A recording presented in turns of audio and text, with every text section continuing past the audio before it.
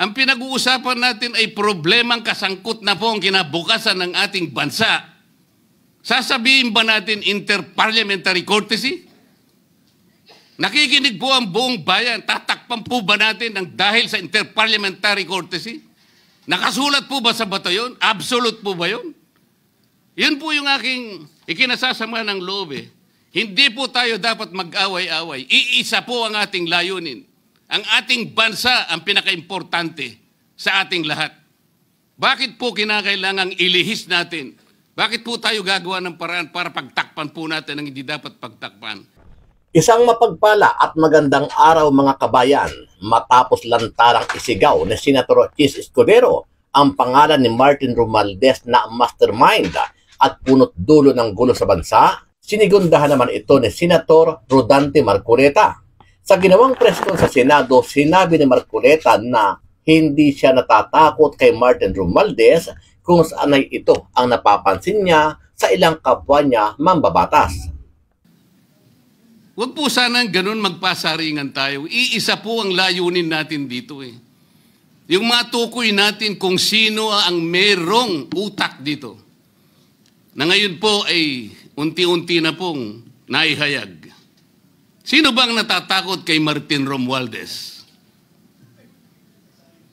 Marami po siguro dito sa kapulungan ito. Pero hindi ako natatakot kay Martin Romualdez. Kagaya na nga sinabi ng Senate President, napupunta na, natutuon na yung pagtuntun sa mga kasama natin dito. Bakit po? Natatakot ba tayo kay Martin Romualdez? Siguro po, yung iba sa inyo natatakot.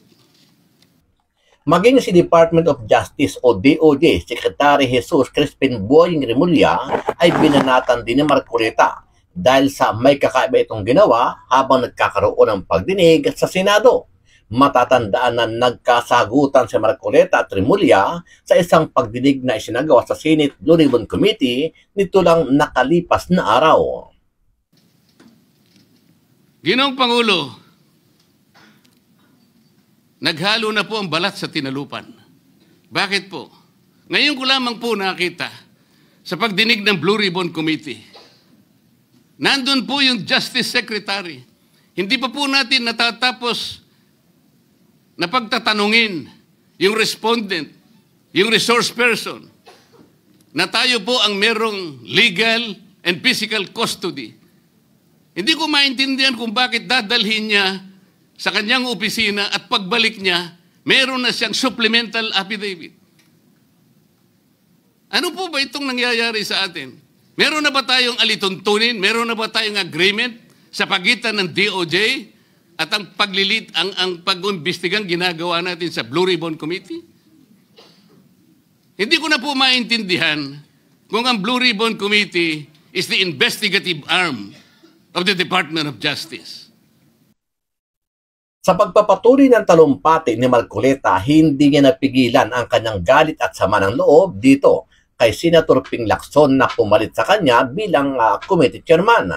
Ito ay matapos ipahayag ni Lacson na hindi niya ipapatawag si Saldico dahil sa interparliamentary courtesy.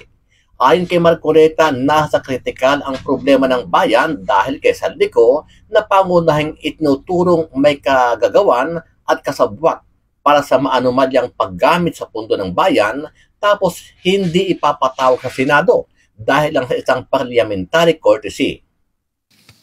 Katulad po ni Saldico, ang sabi ko lang naman po matunog na yung pangalan niya. Napakaraming sources na nagsasabi, kumukonekta kay Saldico, pwede ba natin siyang imbitahin? Ang sabi po, hindi na raw siya imbitahin because of interparliamentary courtesy. Ang sabi ko po, ang interparliamentary courtesy hindi po nalalabag kung iimbitahin lang siya. Halimbawa, invitation letter lang.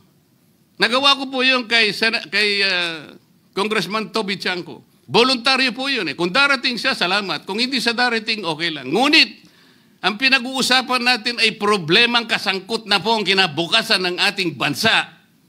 Sasabihin ba natin interparliamentary courtesy? Nakikinig po ang buong bayan. Tatakpan po ba natin ng dahil sa interparliamentary courtesy? Nakasulat po ba sa bato yun? Absolute po ba yun? Yun po yung aking ikinasasama ng loob eh. Hindi po tayo dapat mag-away-away. Iisa po ang ating layunin. Ang ating bansa ang pinaka-importante sa ating lahat. Bakit po kinakailangang ilihis natin? Bakit po tayo gagawa ng paraan para pagtakpan po natin ang hindi dapat pagtakpan? Ano ang masasabi mo dito, kabayan? Naniniwala ka ba na tila kakampi ni DOJ Secretary Boying Remulla at Senator Ping Lacson itong si Martin Romualdez at Saldico? Ito ay base na rin sa gusto ipahiwatig ni Senator Rodante Marcoleta. Sama-sama nating panoorin ang buong video at pakicomment niyo po ang inyong mga reaksyon at sariling opinion. Pero bago yan, sa mga hindi pa po nakasubscribe sa ating channel na Kabayan News PH, pakipindot po ang subscribe button at pakiclick na rin ang notification bell para lagi kayong updated sa mga bagong upload natin na legit at napapanahong balita. Maraming pong salamat. Ako po ay tumatayo ngayon para sa isang usaping pampersonal at pangkalahatang pribilehyo.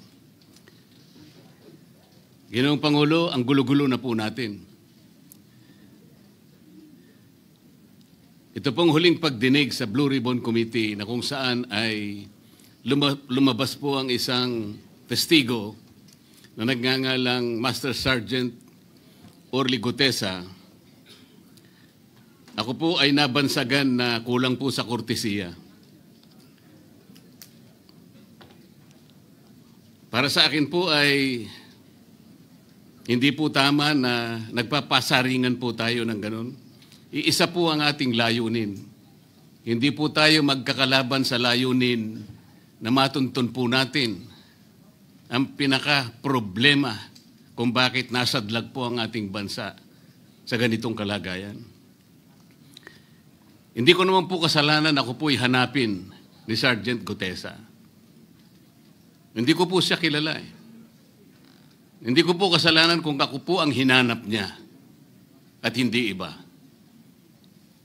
Nung pong makita ko po yung kanyang salaysay, ang sabi ko lamang po sa kanya ay, kung malakas ang loob mo talaga at naniniwala kang dapat mong gawin ito para sa iyong bansa, dalawa lang ang pwede mong gawin para sa akin. Ipanotaryo mo yan, at kung malakas ang loob mo, bukas ng umaga bago mag-alas 9, kailangan nandun ka na sa Senado. Alam po yung notaryo, para sa akin lang po yun eh. Gusto ko lamang siyang testingin kung talagang totoo nga ang kanyang mga gustong banggitin. Ang pinakamahalaga po ay haharap siya, tatayo, at susumpa sa kalagitnaan ng pagdinig. At doon ay pakikinggan natin. At doon ay sama-sama natin siyang i-interpolate. Tatanungin. Nakita naman po ninyo kung paano niya sinasagot ang bawat tanong.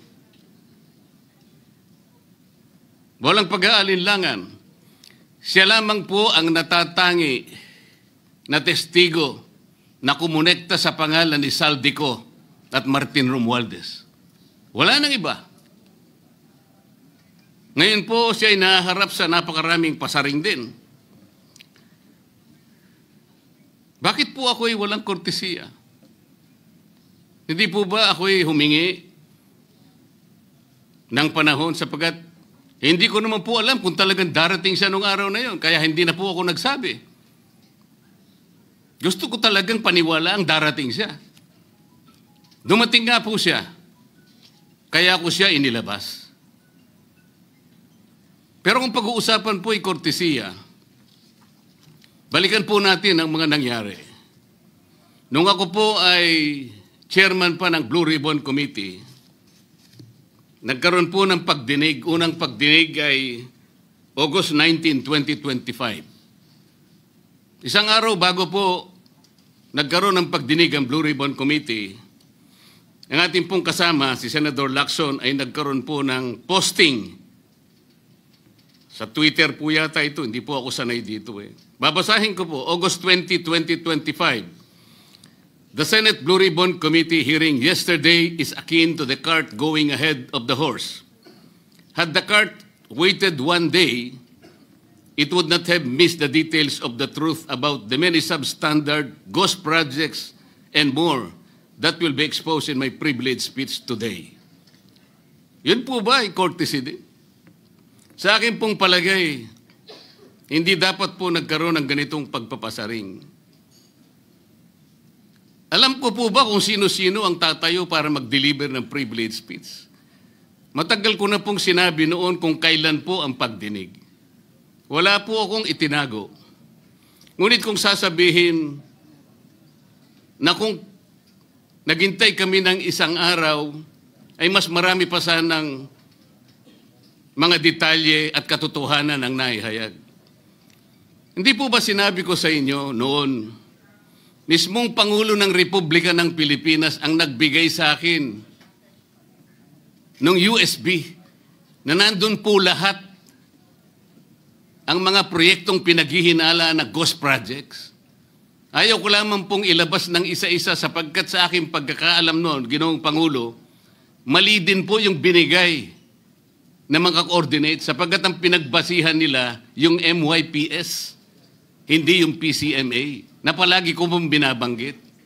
Sa mga kapatid, kahit na po yung mga binanggit na projects ng ating kasama, salig po sa mga maling coordination. At saka konti lang, pinili lang. Nagkataon lang po maganda nga talagang pagkakapresent sapagkat kulang na lang po yung cinematography at saka screenplay. Kung meron pa lang sanang sound effects, baka nandun yun. Huwag po sanang ganun magpasaringan tayo. Iisa po ang layunin natin dito. Yung matukoy natin kung sino ang merong utak dito. Na ngayon po ay unti-unti na pong naihayag. Sino bang natatakot kay Martin Romualdez? Marami po siguro dito sa kapulungan ito. Pero hindi ako natatakot kay Martin Romualdez.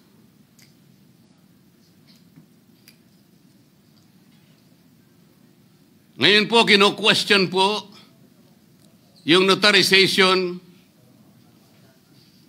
ng statement ni Gutesa. Dahil yung babae po, yung abogadong babae, nag-notarize, tinalikuran po niya ang yung kanyang signature, yung kanyang pirma. Nandyan po ba yung assistant natin para ipakita po natin? Ayan po yung huling bahagi ng dokumentong ninotaryo doon sa opisina ng abogadang babae na ngayon ay tinatalikuran niya ang kanyang pirma. Doon sa right side po, ayan po yung ninotaryo sa dokumento ni Gutesa. Yung kaliwa po ay iba pong dokumento. Tingnan po ninyo yung pagkakahawig. Ibig po ba ninyong sabihin, Ginoong Pangulo, yun pong notarial details, na yun po yung kulay blue, na kung saan nandyan yung PTR, nandyan po yung MCLE number, nandyan po yung kanyang roll number, yung kanyang address. Nakuha po ba ni Gutesa mula sa opisina ng abogada at in-stamp niya? Pagkatapos po yung detalye na nasa bandang kaliwa na kung saan makikita nyo document number, page number, book number, series of 2025. Makukuha po ba ni Gutesa mula sa libro, mula sa notarial register ng abogado? Paano niya makukuha? Tingnan po ninyo yung kabila, ganun din. Bakit po natin hahanapan ngayon si Gutesa at sasabihin pa natin dahil lamang tinalikuran ng babaeng nagnotaryo ang kanyang pirma? Pangkaraniwan na po kasi, Ginoong Pangulo, kahit pumunta kayo sa maraming lugar na kung saan nagnunotaryo, hindi nyo po makikita ron ang abogado. Iaabot nyo lang sa kanyang papel ninyo, pagkatapos isosoli niya sa iyo, pagkatapos nyo magbayad. Itatanong po ba ni Ginoong Gutesa, bago siya umalis, tatanungin po ba niya doon sa babaeng kausap niya kung sino man yun, Madam, kayo po bang may pirma nito? Wala pong ganun eh. Ngayon, kung tatalikuran po ng abogado na yon ang kanyang pirma, ako na po mismo ang magdidirect ng prosecution sa kanya para ma-disbar siya. Sapagkat ginagamit po niya yung opisina na yon. Pakita po ba natin, pwede po nating ipakita yung opisina, yung kanya, ayan po yung kanyang lugar. Ang opisina po niya ay sa Ermita, ngunit yan po ay ginagamit niyang address. Ayan po makikita ninyo. Notary Public 24/7. Ibig niyo sabihin, nandyan at hindi na natutulog yung abogado na yan. Sigurado meron isang tao dyan na pumipirma. At ginagaya na lamang nung kanyang staff o secretary yung pirma niya. Ganyan po palagi. Kalakaran. Kalakaran, ngunit hindi tama. Sapagkat sa batas po ng notaryo, kailangan nakaharap po yung magnunotaryo sa nagpapanotaryo. Bakit po niya ngayon sinabi na hindi niya pirma yon? Maring hindi niya pirma. Ngunit, tinayaan niya kung sino man ang taong yon na ipirma yung dokumento. Kagaya po ng nasabi ko, naging academic na po yung notaryo. Sapagkat ang tao ay tumayo sa ating kapulungan. Binasa niya yung kanyang statement. Yung mga bayarang media nga po, sinasabi pa eh. Kino-coach ko pa eh. Bakit ko po siya sinabihan na dahan-dahan siya?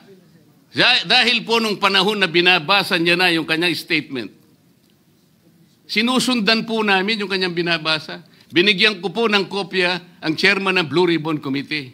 Binigyan ko ng kopya ang ating Senate President at yung aking katabi si Senator Gatchalian dahil 4 lamang pong original ang meron kami.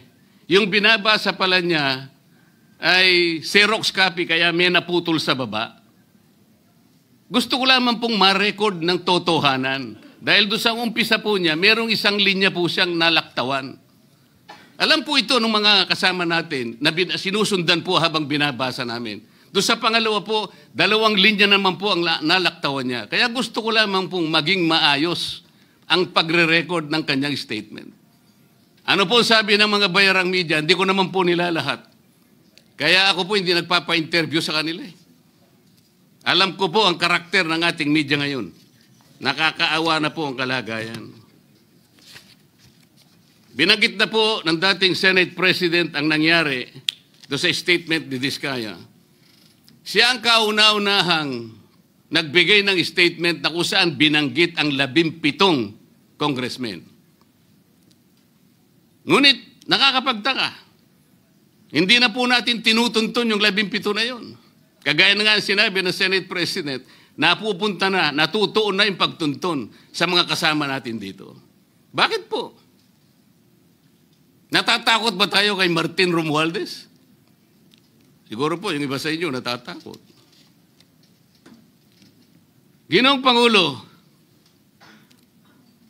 naghalo na po ang balat sa tinalupan. Bakit po? Ngayon ko lamang po nakita sa pagdinig ng Blue Ribbon Committee. Nandun po yung Justice Secretary. Hindi pa po natin natatapos na pagtatanungin yung respondent, yung resource person, na tayo po ang merong legal and physical custody. Hindi ko maintindihan kung bakit dadalhin niya sa kanyang opisina at pagbalik niya, meron na siyang supplemental affidavit. Ano po ba itong nangyayari sa atin? Meron na ba tayong alituntunin? Meron na ba tayong agreement sa pagitan ng DOJ at ang pag-imbestigang ginagawa natin sa Blue Ribbon Committee? Hindi ko na po maintindihan kung ang Blue Ribbon Committee is the investigative arm of the Department of Justice. Ang sabi ko po nung nasa ikalimang pagdinig pa lang tayo, sapagkat nakikita ko na po ito, kaya po naghangad pa ako sa ating chairman no na sana'y paraanin niya ako, meron lang akong gustong isang guni muna at pag-usapan sana muna. Eh, hindi naman po ako nabigyan ng pagkakataon kaya nagkaroon pa po ng konting sagutan doon. Ito po yung gusto ko sanang ayusin muna, pag-usapan muna natin. Lalong-lalo na po ang kaugnayan natin sa bagong tatag na ICI, Independent Commission on Infrastructure. Ano po bang ugnayan natin dito? Hindi po ba tayo mag-uusap muna? Hindi ba tayo gagawa ng regulasyon muna? Meron po tayong mga doktrinang isinasaalang-alang. Nasaan na po ang institutional boundaries? Nasaan na po ang separation of powers? Nasaan na po ang system of checks and balances? Di ba natin isasaalang-alang ito? Dadalawang tao lamang po ba ang mamamagitan sa pagitan ng mga institusyon na ito? At mawawala na po kami sa picture? Are we supposed to be kept in the dark, Mr. President?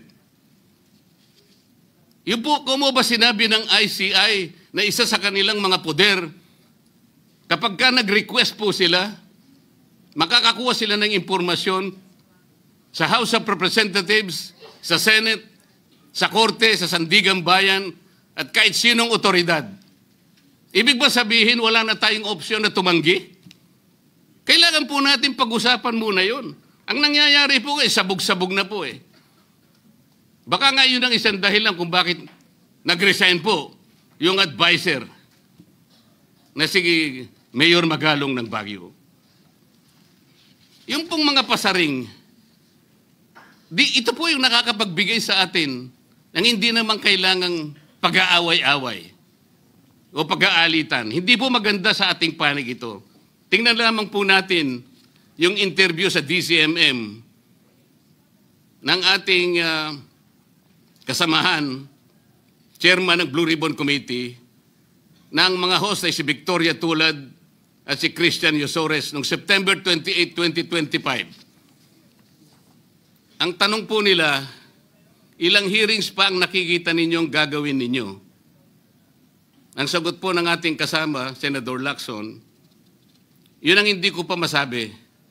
Dahil kung may bagong lumalabas na mga testigo at masustansya yung sasabihin, meron pang mga kakulangan na dapat na mapunuan, magtawag tayo ng pagdinig. Tama naman po yun. Pero ito pong pangalawang saknong, ang sabi po, pero kung paulit-ulit lang at masa-sidetrack o kaya palihis yung direksyon ng inquiry, yun ang i-assess namin kasi medyo lumihis na.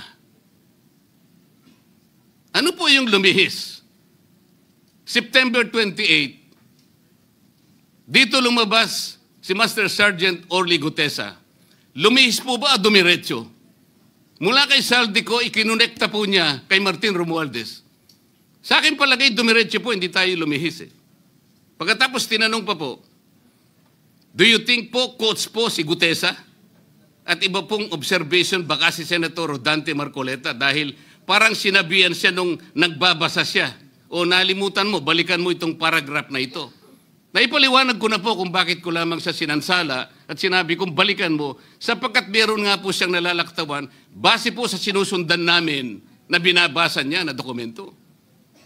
Ang sagot po ni Senator Lacson, medyo natawa pa nga siya, kayo nang humusga sa lahat ng yan, tayo nag-viral na. Siguro, ang sasabihin ko na lang, yung hula nyo, yun ang hula ko. O hula ko, hula nyo. Parang, your guess is as good as mine.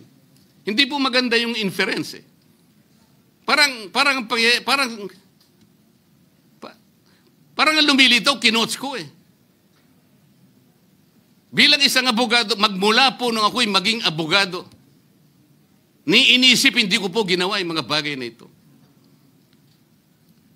Kumisan nga ako eh. Hindi na abogado, sila pa yung nagsasabi eh. Katulad po ni Saldico. Ang sabi ko lang naman po eh, matunog na yung pangalan niya. Napakaraming sources na nagsasabi, kumukonekta kay Saldico, pwede ba natin siyang imbitahin? Ang sabi po, hindi na raw siya imbitahin because of interparliamentary courtesy. Ang sabi ko po, ang interparliamentary courtesy hindi po nalalabag kung iimbitahin lang siya. Halimbawa, invitation letter lang. Nagawa ko po yun kay Congressman Toby Chanco. Voluntaryo po yun eh. Kung darating siya, salamat. Kung hindi siya darating, okay lang. Ngunit, ang pinag-uusapan natin ay problemang kasangkot na po ang kinabukasan ng ating bansa. Sasabihin ba natin interparliamentary courtesy? Nakikinig po ang buong bayan. Tatakpan po ba natin ng dahil sa interparliamentary courtesy? Nakasulat po ba sa bato yun? Absolute po ba yun? Yun po yung aking ikinasasama ng loob eh. Hindi po tayo dapat mag-away-away. Iisa po ang ating layunin. Ang ating bansa ang pinaka-importante sa ating lahat.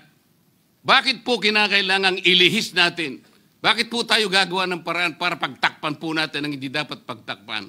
Ginoong Pangulo, ngayon po'y masasabi ko, si Master Sergeant Orly Gutesa ay mas credible pa po kaysa sa marami sa atin dito sa kapulungan ito.